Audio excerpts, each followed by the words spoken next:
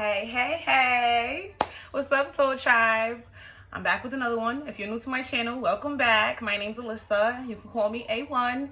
And simply put, I'm just a girl on her journey. I'm just here to plant the seeds. So I know it's been a long time since I've uploaded a video on here. The holidays kind of got the best of me, like most of us, but we're back. 2021, Happy New Year, everybody. First video of the year. So I'm excited, but for the most part, I'm not really talking too much about like I guess I am talking about a growth topic. I'm really kind of just talking about me right now and give you guys an update on where I'm at on my journey and in my life, and what to look forward to in the near future for me. So with that said, let's get into it. So I honestly have been dealing with my own struggles and my own demons and my own problems for some years now, as we all have. You know, I've been self-aware and aware of my main problem for a while. And honestly, I don't have any shame in my game. I'm not ashamed to speak about my struggles, my issues, my, you know, my triumphs, my trials, tribulations, all that. I am not the type of person to shy away from those topics. I like to speak about it because I want people to see how far I came, and I was just like, you look, you can do it too. So with that being said, that whole little disclaimer, this video mainly is about the process that I'm taking right now currently in quitting smoking. And it's funny because what brought me to making this video was to try to do anything to occupy my time so I wouldn't smoke. Let's just backtrack. So I started smoking when I was, so I first smoked a blunt when I was 14. I was in 8th grade. I started smoking heavily when I was about 15 and a half, almost 16-ish. And at that point, I was smoking every day, multiple blunts a day. I would sometimes go to school high. After school, I'm smoking before work. I was just a pothead. And at the time, like, if anybody who knows me personally, like, you know me, you know I was like a huge Wiz Khalifa fan. Like, that time period for me, I was like a stoner. I was a stoner. I was a pothead. I was a weed connoisseur. Like, no one could tell me nothing about weed. Like, I researched everything about weed. I knew so much about it, but also at the time, weed wasn't as popular as it is now. Shit, at the time, the weed wasn't even the same weed that it is today. Like, today's weed is on some whole other shit. Like, prices was different then. Sizes of bags was different then. Not too much different, but, like, the quality of bud was completely different. Like, the whole entire weed game was different when I first initially started smoking heavy. But, yeah, so basically, I got into it, you know, I started doing it heavily. I enjoyed it. I like smoking. I'm a creative person. I used to come up with a lot of, like, creative concepts, ideas. I used to literally hear a beat, be high as fuck, like high as a kite, hear a beat and have a whole song in my head, but my mind is moving so fast, my hand can't even keep up. Like, I can't even, like, write it down. I would have to literally just hear the beat and just start going off like a freestyle, and it'll be a whole hit song to me. But yeah, like, I honestly was just on it creatively. Was something that definitely enhanced the creative process. But, you know, anything in, you know, where I got this from, Nipsey Hussle, like, great Nipsey Hussle, rest in peace. But like he said, anything in excess is a liability. And over time, I started realizing that I'm abusing this. Like, if you use it as a tool and you use it with intention, and imbalance, you might be able to go some years and before you start, you know, getting some effects or whatever, or you might not ever get those effects because you're that much more, you know, deliberate with it. But it was more recreational for me. I wasn't deliberate with it. It wasn't something I used just to have, you know, a good creative process and get my creative juices flowing. It was something that I did just because. And with knowing that, and over time, like, you know, anything in excess is a liability, it started becoming a liability for me. One, it costs money. That's that. And even then, when I didn't have to buy bud anymore and I was getting it for free all the time, it still costs money. You still have to buy, I don't know, whatever people smoke, you still have to buy backwards, frontos, leaves, wraps, raws, whatever you smoke out of, you're still spending money. And you might not be spending as much money as you would if you were also buying weed, but over time that shit adds up, because these wraps, these whatever frontos nowadays are not cheap. Like, they're really not cheap. So, and you're gambling with them, because half of the time, like, there's a 50-50 chance that you're gonna get some trash, and you're not even gonna be able to get a good blunt out of it, because it's a trash ass backwood or a trash ass leaf or something. Like, it's just too much of a gamble when it comes to smoking. It truly is a headache. Like, there's a lot of things that would like force somebody to not want to, like, to force you not want to smoke no more. Like, people not being around, like, just certain shit. But other than that, like, I started realizing, it's still, even though my buying ain't still burning a hole in my pocket, I'm still buying leaves left and right, like, going crazy on, like, and these shits ain't cheap. So over time, still spending money on it. Eventually I got to the point where I started physically seeing changes. Like, I was blessed with some lips, as y'all can see. So I'm not the type of person who should be, or who could afford to get them smokers lips. Like, I can't afford that. I can't afford to have my lips super black. I can't afford to have black and pink spots all over my lips from smoking fucking roaches. Can't have that happening. So yeah, once I started seeing it affecting my physical, like my skin, like even now, I just cut the smoking. Like, it's very fresh for me.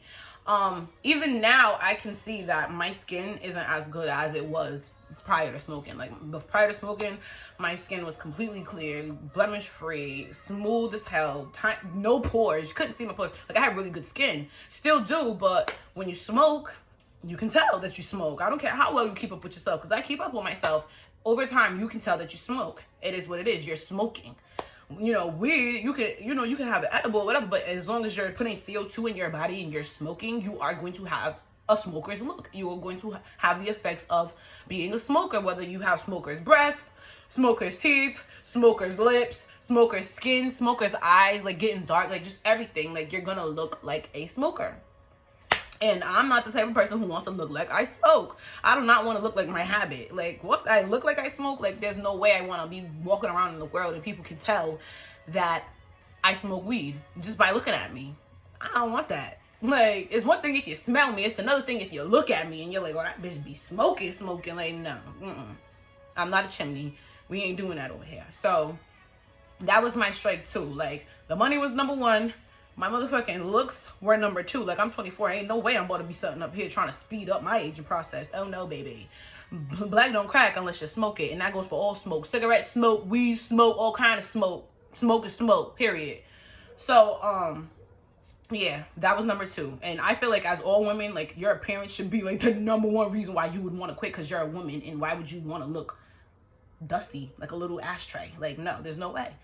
Another reason why I wanted to quit was because doing things like this, me being able to articulate myself, you see that right there?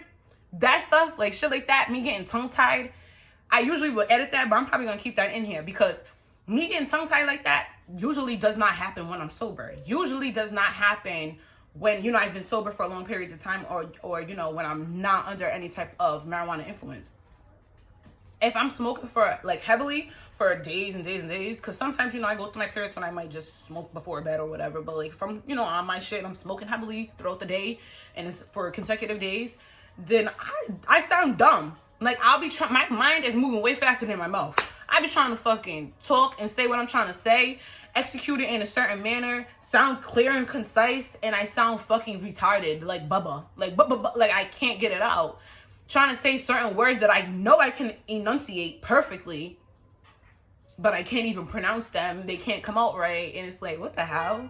So, I mean, that might not be for everybody. That might just be a me thing, but that's something that I've noticed over time. I'm way sharper, way clearer, way more present when I'm not under the influence, and I haven't been under the influence for a while. If it's just, not really in my system, my brain gets foggy. Everybody's brain gets foggy when you constantly smoking. You're smoking on a consistent basis. Your brain's gonna get foggy. So, yeah. Once I started realizing, like, my brain's getting foggy, I'm not me. I'm talking, like, I'm just slower than I usually am. I knew, like, all right. And I'm not saying that it took a year or 2 years for that to happen. I started smoking, like I said, when I was about 14, 15 years old. I'm 24. I'm gonna be 25 in March. I started noticing them things probably about right before I got pregnant with my son. So like about 4 years ago. And then of course I didn't smoke when I was pregnant with him, but my problem is I picked the habit right back up, and it's just like I picked it up right where I left it off. It was like nothing had even changed. And if I can go back in time, I probably would have never even smoked again after I had my son. Like, it would have just been what it was. And you know, but you live and you learn. So those are my reasons: cloudy brain, you know, my parents, the money of it all, and not to mention I'm an ectomorph by nature, so my body, my metabolism is super fast. I'm one of those people who, I like having an athletic build because I played sports my whole life. I cheerleaded for 6+ years. I ran track. I did a lot of different, you know, athletic things. And the last thing I want to look like is like I don't have no muscle mass. Like, I'm already a slim person. To look like I'm just skin and bones, that don't work for me. So a lot of people don't realize it, but weed smoke really does make you skinny. Why do you think all the greatest weed smokers and potheads in the world are sticks and bones? Mention one fat pothead that's been a famous pothead for years and that's still fat to this day. I'll wait, because you're not gonna find one. You might know a couple fat people that smoke, and I guarantee you over some years those same fat people lost a lot of weight. Especially if they're smoking, like they're smoking. That's not one of the drugs. It's not, I mean, it makes you hungry. Yeah, it's making you hungry because it's speeding up your metabolism. It's making room for more food. That's why you get the munchies. That's why a lot of people, once they even smell the blunt or hit the blunt, they instantly have to take a shit. It's making room for all the food you're about to eat. It's telling your body, ooh, we gotta make room. It's time to speed the metabolism up. Time to shit this out so we can make room for some other shit. And then over time, it starts to curb your appetite, which happens to a lot of people. They can't eat unless they smoke first. I was one of those people. It's pathetic. It's kind of sad and disgusting if you think about it. Like, you really smoke to the point where you can't enjoy a meal without being high first? Like, that's not healthy, you know? And I'm not a judgmental person. Like I said, I'm literally making this video to keep myself occupied so I don't go and smoke. Like, I'm on this journey. I'm on this journey, and whoever's watching this video, if you're trying to quit smoking, I guess we're on the journey together. You know, we can do this together. I'll make updated videos. You know, this won't be the only one, but yeah, you know, just to let you guys know, like, that's pretty much where I'm at in my life, is letting go some habits, and leaving those habits in 2020 where they should have been left. And smoking was my #1 habit that I wanted to leave in 2020, and I'm making that my mission. So I don't know who needed to see this, hear this. If you happen to click on my video and you've been thinking about quitting smoking, or whatever your vice may be, it doesn't even have to be smoking. It could be drinking, because we're getting to that age where a lot of people are starting to drink their pain away. So it could be drinking, it could be smoking, it could be smoking something different, it could be shooting up something different, snorting something. I don't give a fuck what it is. It could be eating, it could be sex. People are addicted to a lot of different things. Whatever your addiction is, get control of it. You are not your mind. Like, one thing I realized dealing with addiction and trying to quit smoking for so long, and, you know, succeeding and failing. One thing I realized is your mind will play some motherfucking tricks on you, boy. Because, whew, I be so headstrong, willpower on 1,000 in the beginning of the day. As soon as the night comes, I'm like, whew, what am I gonna do? Like, I'm Pookie. Like, I'm fucking in the chicken coop. Like, I'm fucking Smokey in the chicken coop, thinking about how I'm trying to stay away from weed. Like, it's that bad. And your mind will literally sit there and be like, you know what? You can smoke. It's okay. You went all day without smoking. You did a lot better than you did yesterday. Your mind will literally fucking, it'll convince you of all the reasons why it's okay. Your mind is not reliable. You cannot trust your mind. You have to literally have a goal and just think about that goal and just keep thinking about that shit. And then if you ever have an issue or come to a moment where you're like, yo, I'm about to break, like I'm about to crack, all you have to do is ask yourself 2 sets of questions. What do you love more, said substance or yourself? What will hurt more? Not smoking, not, you know, indulging in said substance, or indulging in said substance and feeling like a fucking ass after because you're still stuck in the same position, and that position was initially uncomfortable to begin with.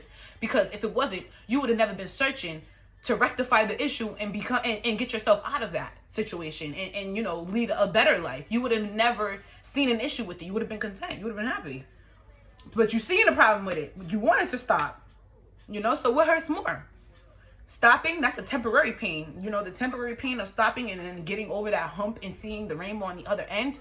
Or falling victim to the needs and wants of the body and the brain, because it's really your mind and your physical body that's addicted to these things. Your soul and your heart are trying to keep you away from that shit.